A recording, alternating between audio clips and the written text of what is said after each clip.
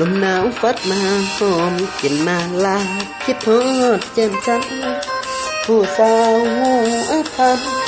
น้องนั้นอยู่กับผู้ใดแต่งงานนี้นะสาวลำของเมืองตำไตคนงามสาวเมืองเวียงใสอายอยู่ไกลแต่ใจห่วงหาน้องสาวงามดีสาวสำเนียดินเล่นมากจอง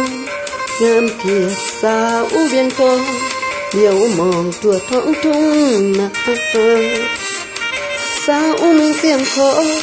ให้รออายก่อนเถิดนาอย่าฝากแต่งงานเด้อล่ะมึงแอบคนตาสาวสามี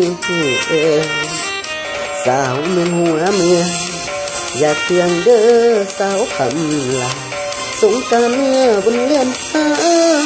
กองเฮามาเที่ยวตัดเสลอเล่นส้มเที่ยวทำกันผู้นำสุขใจเธอเป็นผู้สูงมีลมพัดเดินสมคำแค่โนหัวพันยามอายจากลาของฝาก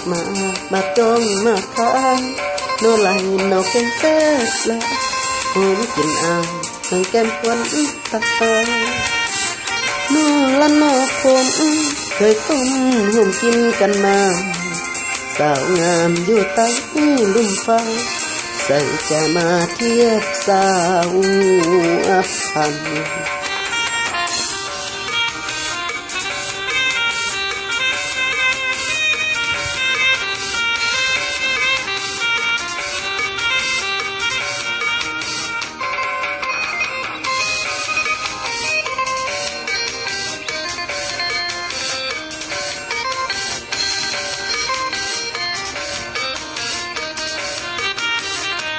สาวเมืองหัวเมืองอย่าเคียงเด้อสาวคำลาสงกรานต์เมื่อบุญเลื่อนฟ้าสองเฮามาเที่ยวตัดกะเลย